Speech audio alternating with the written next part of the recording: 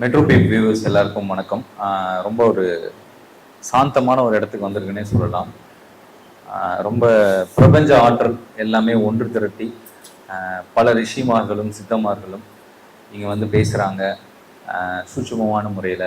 அதுக்கப்புறம் நமக்கு பிடிச்ச கடவுள் இங்கே வராங்க அப்படின்னும்போது அந்த இடத்துக்கு நம்ம போகணுமா போகக்கூடாதா அப்படின்னு நம்ம மனசுக்குள்ளே பல கேள்விகள் இதுக்கு முன்னாடி அங்கே போய் நின்றுடணும் அப்படின்னு மட்டும்தான் நம்ம முதல்ல நம்ம மனசுலேருந்து வரும். ஸோ அந்த மாதிரியான ஒரு சூப்பரான ஒரு இடத்துக்கு வந்திருக்கோம். இங்கே என்ன மாதிரியான விஷயங்கள் நடக்குது அப்படின்றத ஐயா கிட்ட கேட்டு தெரிஞ்சுக்க போகிறோம். ஐயா வணக்கம். வணக்கம். யுகம் அறியாத சித்தர் சிவமகா வாழை சித்தர்னு இதுவரைக்கும் புராணங்கள்ல எதுலையும் வெளியே வரல. எந்த ஆன்மீக சம்பந்தப்பட்ட நிகழ்வுகளையும் அவரோட பேர் வாழை சித்தர்னு குறிப்பிட்டிருக்காங்க. சிவமகா வாழை சித்தர் அப்படிங்கிற அந்த பெரிய மகான் அவர் வந்து ஒரு யுகம் 2 யுகம் கிடையாது, 11,000 யுகமா தவம் இருக்காரு. 11,000 யுகமா தவம் இருக்காரு. யுகம் அறியா சித்தன், இனிமே யுகம் அறிய போற சித்தன் அப்படின்னு சொல்றாங்க. அவர் ஆதாள பாதாளத்துல சூட்சமத்துல கங்கை நீர் சூட பாதாள லோகத்துல தவம் இருக்கிறதா அறியப்படுது, அறிந்தது, சொல்லப்படுது. சிவபெருமானால், குஞ்ச பெருமானால், அகத்திய பெருமானால், அத்துணை சித்த பெருமக்களால் சொல்லப்படுது. அவரோட ஆற்றலை வந்து கலியுக மாற்றத்திற்காக வெளியே எடுக்கக்கூடிய ஒரு திருச்சபையா இதை சொல்லுவாங்க. அப்ப அந்த நிகழ்விற்காக பல ஜென்ம தொடர்புடைய அகத்திய பெருமான், உங்களுக்கு அகத்திய பெருமானோட ஆற்றல் அது தெரியும், அண்டமும் அணுவும் அப்படின்னு சொல்லுவாங்க. தலைமை மாமுனின்னு சொல்லுவாங்க, அவரை தலைமை பேராசான்னு சொல்லுவாங்க. சித்த மார்க்கத்தையே அகத்தியம் அப்படின்னு தான் சொல்லுவாங்க. அந்த அகத்தியம் வந்து அமர்ந்து அப்பணியை செய்து அந்த அந்த சித்தன் கையில சிவசபை, சிவமகா பிரபஞ்ச சித்த சபைன்னு சொல்லி பல நாமங்கள்ல அகத்தியரின் கலியுக தேவ சித்த சபை என்கின்ற திருநாமத்திலே தொடங்கப்பட்டு அகத்தியன் அற்புதமாக ஜீவ நாடிகள் வாயிலாக அறியப்பட்டது விஷயங்கள் முதல்ல. அப்ப அகத்திய பெருமான் வந்து குருநாதரா இருந்து வழி நடத்தி பல காலங்களா, சற்றைய நிகழ்வுகளை வந்து கலியுகத்துல வந்து பல காலங்களா வழி நடத்தி அகத்தியமே உள்ள அமர்ந்து சித்த நிலை கொடுத்து அகத்தியமே உள்ள அமர்ந்து அகத்தியர் ஆள் கொண்டு அமர்ந்த சபை சூட்சமத்துல சித்த நிலைக்குள்ள அமர்ந்து அகத்தியன் அமரையில சிவநிலை கிடைச்சிடும், இறைநிலை கிடைச்சிடும். அந்த இறைநிலை கிடைச்சி அந்த இறை அந்த சிவமகா வாழை சித்தரோட பிம்ப நிலையா வந்து சொல்லி இந்த சபை கொடுத்து அமர்ந்து 33 தேவர்களும் நவகோடி சித்தர்களும் ஒரு நிகழ்வுல வந்து ஒரே லிங்கமா வந்து சூட்சமத்துல தவத்துல வந்து பரிசா கொடுத்தாங்க. அந்த லிங்கம் இயல்பா சபையில வந்து நிறுவப்பட்டிருக்கு. சும்மா சாதாரணமா இயல்பு நிலையில தெரியும், ஆனா அதனோட ஆற்றல் பல கோடி மடங்கு. சிவப்பிரபஞ்சம்னு சொல்லுவாங்க, சித்தர்களுடைய சங்கமம்னு சொல்லுவாங்க. அந்த நிலையில உள்ள லிங்கம் இந்த சூட்சமத்துல இருக்கு. அது இயல்பு நிலையில வழிபடப்படுது. அபிஷேகம் எல்லா விஷயங்களும் ஏற்படுத்தப்படுது. இப்போ பல யுகங்கள் தாண்டி முருகப்பெருமான் வந்து பிரபஞ்ச ஆட்சியை தன் கையில வாங்குவார். அது இந்த மார்க்கத்துல உள்ளவங்களுக்கு தெரியும். இப்போ யுகங்கள் தாண்டி முருகப்பெருமான் கையில வந்து அந்த ஆட்சி கிடைக்கி அவர் பிரபஞ்ச மன்னனாக முடி சூடி அமர்ந்த சபை 6 படை ஆற்றலோட மருதமலை ஆற்றலை ஒன்னா இணைச்சு அமர்ந்த திருத்தலமா அது இந்த சூட்சமத்துல இந்த சபையை சொல்லுவாங்க. இப்படி எண்ணிலடங்கா விஷயங்கள் சிவபெருமானே சொல்லிக்கிட்டே போகலாம் அப்படின்னு சொல்லக்கூடிய விஷயங்கள் இங்க நிகழ்ந்துட்டு இருக்கு. தொடக்க காலங்கள்ல எல்லா விஷயத்துக்குள்ளேயும் போய், எல்லா சூட்சம விஷயத்துக்குள்ளேயும் போய், அமானுஷ்ய விஷயத்துக்குள்ள எல்லாம் போய் ஆராய்ச்சி கடைசியில சித்தர்கள் பூர்வ ஜென்ம விஷயங்களை ஆராய்ச்சி அதுக்கு பிறகு அந்த முன் ஜென்மம் பின் ஜென்மம் அந்த நிகழ்வுகளை பற்றி ஆராய்ச்சி எல்லாம் இருந்து ஆழ்நிலை உறக்கத்துல கொண்டு போய் அந்த விஷயங்களையும் கற்று உணர்த்து அதுக்கு பிறகு அகத்தியத்தை உணர்ந்து அகத்தியம் உள்ளதுக்கு வழி நடத்தக்கூடிய அகத்தியம் ஆசானா உட்கார்ந்து இருக்கிற இடம் கழிப்பத்தில் அவர் எப்படி வழி நடத்துறாருன்னா ஏதாச்சும் நேரடியாக அகத்தியை வழி நடத்துகிற சித்தர்கள்லாம் வழி நடத்தக்கூடிய சபைன்னா அது எப்படி வழி நடத்துவாங்க அப்படின்னு ஒரு குறிப்பு வருங்களா. முதல்ல ஜீவநாடிகள் வழியா சொல்லிக்கிட்டு இருந்தாங்க. எனக்கு சொல்லி எனக்கு என்ன சிவமக ஆற்றலோட பிம்பமா நிலையா என்னை சொல்லி அதுக்கு பின்னாடி சொல்லுவாங்க என்ன நிலைன்னு. இப்போ பிம்பம் அது இதுன்னு சொல்லிக்கிட்டு ஒரு சூட்சமத்துக்காண்டி சொல்லிட்டு வராங்க. இன்னும் அவதார நிலையெல்லாம் முன்னாடி சொல்லுவாங்க. என்னைய நம்பி என் கூட பயணப்பட்ட சீடர்களையும் அந்த ஜீவநாடியை தான் வழி நடத்துச்சு. அதன் வழியா அகத்திய பெருமான் சித்தர்கள் வழி நடத்திட்டு வந்தாங்க. கிட்டத்தட்ட 15 வருடங்களுக்கு மேலாக இந்த நிகழ்வு நடந்து அதனோட உச்சகட்ட நிலையாக 11,000 யுகமா காத்திருந்த ஆதி கைலாய சிவசூட்சம நூல் அப்படிங்கிற ஒரு பொக்கிஷம் கிடைச்சது. இது கண்ணால பார்க்க முடியாது, எப்படி ஏதாவது சொல்லுவாங்க கண்ணால காதால பார்க்க முடியாது. இது சித்தர்களுக்கு தெரியும், தேவர்களுக்கு தெரியும். தேவ சூட்சம் கடவுளை நம்புறவங்க இதை நம்பணும். அதுல என்ன மாதிரியான விஷயங்கள் பார்த்துருக்கு? அதுல இல்லாத விஷயங்கள் இல்லை. சித்தர்கள்கிட்ட அகத்திய பெருமான்கிட்ட கேட்கிற எல்லாமே இருக்கு. அதுல இல்லாத விஷயங்கள் இல்லை. அது காலப்போக்கில் கொஞ்சம் கொஞ்சமா அதனோட நிலை தெரியும். இப்போ ஏன்னா அது அந்த நூலோட மகிமை என்னன்னா அது சிவபெருமானோட எலும்பு மஜ்ஜையில இருந்து பெறப்பட்டு நெற்றி பொட்டு வழியா அந்த சுழிமுனை வழியா வெப்பநிலையா வெளி அதை வெப்ப கோலா வெளி அதை முருகப்பெருமான் திருக்கரங்கள்ல ஏந்தி அகத்திய பெருமான்கிட்ட கொடுத்து அது இந்த சித்த நிலைக்குள்ள வச்சு பாதுகாக்கப்படுது சூட்சமத்துல. அப்ப அதை பாதுகாக்கிறதுக்கு மகாவிஷ்ணுவோட 10 அவதாரங்களும் தவம் இருக்கு சூட்சம நூலுங்கிறதுனால. அதுக்கு எந்த விதமான சூட்சமத்துல எந்த விஷயங்களும் அதை அண்டிடக்கூடாதுன்னு மேல முருகப்பெருமானோட சரவணபவ சக்கரம் சடாட்சோட சக்கரம் சுத்திட்டு வருது. அதுக்கு மேல 10 நிலைகளோட ஆயுதங்கள் சுழண்டு வருது. அப்படி தன்மை உள்ள அஸ்ததிக்கு பாலகர்கள் கஜங்கள் நாகங்கள்லாம் காவல் இருக்கக்கூடிய சூட்சம நூல். அது யுகங்கள் இதுவரை யாருக்கும் கொடுக்கப்படல, இனிமேலும் கொடுக்கப்படவா இல்லை அப்படின்னு சிவபெருமான் சொல்லுவாங்க. அதோட மாண்பு எப்படின்னா எப்பவும் சித்தர்களை சிவபெருமான முருகப்பெருமான 30 தேவர்கள் நவகோடி சித்தர்கள் சில நேரங்கள்ல வாழுகின்ற குரு கூட ஒரு எல்லையில இருக்கா. இங்க இருந்து பேசக்கூடிய எல்லை அவங்க சூட்சம நிலையோட அவங்க சூட்சம ஆற்றலோட பேசக்கூடிய தன்மை உள்ள நூல் இந்த நூல். இந்த நூலை பத்தி சொல்லணும்னா அவ்வையே ஆட்சி சுடியே இதுல ஒரு ஓரத்துல கிடக்குப்பா அப்படின்னு சொல்லுது. திருவள்ளுவர் அப்படி சொல்லுதாரு. டெய்லி பிரம்ம முகூர்த்தத்துல அதிகாலையில அவ்வை ஆசி சொல்லும். அவன் எப்படி இந்த நூல் பேசணும்னா வேற நூல் மாதிரி பார்த்து படிக்கிறது கிடையாது. இல்லை எல்லா விஷயங்களும் இருக்கு, படிக்கிற மாதிரி விஷயங்களும் இருக்கு. தண்டத்திலையும் தண்டத்தை எடுத்து பார்த்தா இதுலயும் வார்த்தைகள் வரும். எடுத்து பார்க்கல கண்ணை மூடுனா சூடி தெரியும் அப்படிங்கிற விஷயங்கள்லாம் இருக்கு. இப்போதைக்கு என்ன நிகழ்வு நடந்துச்சுன்னா இந்த சித்த நிலை அடைஞ்ச சித்த சபையில நம்பி வந்த சீடர்கள் இந்த வணங்கி நிற்கிற சீடர்களுக்கு இந்த நூல் ஈயப்படுது, கொடுக்கப்படுது. அவங்களும் பூர்வ ஜென்மத்துல என்னோட தொடர்பையோ சிவபெருமானோட முருகப்பெருமான சித்தர்களோட தொடர்புல உள்ளவங்க தான் இந்த சபைக்கு வர முடியும். இந்த நூல் அவங்களுக்கு கண்ணால வந்துடாது.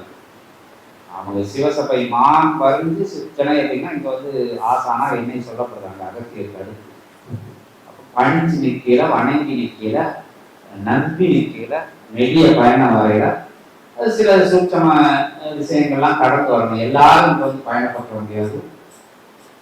காமம், குரோதம், லோகம், மதம், ஆச்சரிய நிலைகள் கொஞ்சம் கொஞ்சமா நீர்த்து போய் குருவர்களால திருவருள் கிடைச்சி அவங்க மனமானது செம்மைப்படுத்தப்பட்டு பக்குவப்படுத்தப்பட்டு ஒரு உயர்நிலைன்னா உச்சகட்ட உயர்நிலை கிடையாது, நடுநிலையா அத்தகைய நிலையில நம்பி நிற்கிற எனக்கு ஒண்ணுமே தெரியாது, எல்லாம் இறைவன், அதுக்கு அடுத்தபடி ஆசான், காலு, குரு அப்படின்னு அவங்க உள்ள இருக்கக்கூடிய சூட்சம தேகம், அதாவது அந்த நிலையில உள்ள அந்த தேகம் வணங்கி நிற்கும் போது அப்போ சூட்சமா இங்க இருந்து நூல் பகிரப்படுது. இந்த நூல் அதனோட வெப்ப ஆற்றலை வந்து முருகப்பெருமான் வாங்கி அவர் அகத்திய பெருமான்கிட்ட கொடுத்து அந்த விஷயத்தை குளிர வச்சு சித்தர்கள்ட்ட வந்து அதனோட தன்மையை கம்மி பண்ணி ஆசான்கிற நிலையில இருக்கக்கூடிய என்னுடைய தேகத்திலிருந்து சீடர்களுக்கு பகிரப்படுது. அது பல ஒன்றுக்கு மேற்பட்ட சீடர்களுக்கு பகிரப்படுது. அவங்க மூலியமா அந்த நூல் வந்து வெளியே வரும். ஒவ்வொரு சீடர்களோட தேகத்திலையும் ஒவ்வொருவரோட சித்தரோட ஆற்றல் அமர்ந்து அவங்க வழி நடத்துவாங்க. அப்போ இவங்களோட உடம்புல 30 வருஷமா என் கூட இருக்காங்க. பாம்பாட்டி பெருமகனார் வந்து அமர்ந்து இருக்காரு அவரோட தேகத்துல. அவர் ஆட்கொண்டு இருக்காரு. அவரை அகத்தியர் கட்டளைக்கு ஏற்ப, சிவ கட்டளைக்கு ஏற்ப, அந்த சிவ பிரபஞ்ச மகா கட்டளைக்கு ஏற்ப அவர் அந்த பணி செஞ்சுட்டு இருக்காரு. இன்னும் ஒவ்வொரு சீடர்கள் இந்த நூல் தாங்க முடியாம 2-3 சீடர்கள்லாம் வெளியேறிட்டாங்க. ஏன்னா இதோட ஆற்றல் அப்படி, இதோட தன்மை புகழுக்கோ காம குரோத லோக மதம் ஆச்சரிய நிலைகளுக்குள் எதுக்குள்ள இருக்குது என்ன விஷயங்களுக்கு ஆசைப்பட்டாலும் ஒரு நிலை வரை பார்த்துட்டு நிலை தவறி வரையில சின்ன சின்ன தவறுகள் மணி இயல்பு நிலையில இருக்கும். அது வந்து போக போக போக அவங்க இறை நிலை அடையில தான் அந்த மான்கள்லாம் வரும்.